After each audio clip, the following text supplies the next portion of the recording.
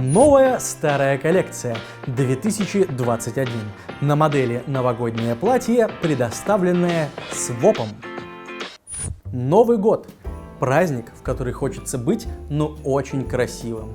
Вообще, в жизни русского человека не так-то много поводов надеть что-нибудь нарядное, а под Новый год и корпоративы, и вечеринки, и ладно. В 2020-м вроде как корпоративов нет, но даже дома-то нужно встретить красиво, в чем-нибудь ярком, новом, хоть бы даже и в новой пижаме. Да. А старое выкинуть. Вообще пол гардероба. Предновогодняя уборка с попытками выгрести весь хлам, который успел скопиться в закромах, это отдельная традиция. Проблема в том, что мы выкидываем старый хлам, чтобы купить новый, и потом выкинуть его, и создаем бесконечные горы мусора. В среднем в России каждый из нас производит примерно 400 килограмм мусора в год. Большая часть из этого, конечно, разные бытовые, пищевые отходы, но и вещи мы выбрасываем немало. У нас нет статистики, сколько конкретно текстиля или, например, мебели мы выбрасываем, но явно больше, чем стоило бы.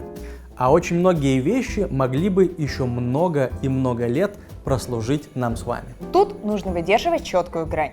Не нужно выкидывать вещи просто потому, что захотела левая пятка, но и выставлять в подъезд собрание сочинений Ильича, потому что, вдруг кому пригодится, тоже не лучшая идея. Есть разные способы распорядиться ненужными вещами. Например, что-то проще и лучше переработать. А вот теплый, но старый пуховик, с которым вы расстаетесь просто потому, что он надоел, отдать в благотворительную организацию. А вот симпатичные мини с блестками благотворительной организации не очень-то к месту. С таким лучше пойти на своп-вечеринку. Своп-вечеринка – это тусовка, на которой люди просто обмениваются вещами. Ты приносишь одежду, чистую, качественную, носибельную, которая тебе просто надоела. Она развешивается на плечике рядом с чужой такой же, и ты ходишь, выбираешь, общаешься, возможно, даже пьешь шампанское. Там могут быть и украшения, даже бытовые вещички и сувениры. Зависит от тематики. Многие вещи гораздо нужнее тем, кто на своп-вечеринках не бывает. Бездомным, малоимущим, людям в сложной жизненной ситуации. Здесь в первую очередь идет речь о базовой и теплой одежде.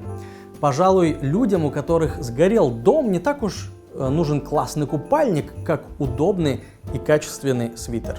Что делать? Когда вы будете разбирать вещи в предновогоднем кураже, разделите их на 3 группы. Совершенно точно на переработку или в мусор, на благотворительность или на своп.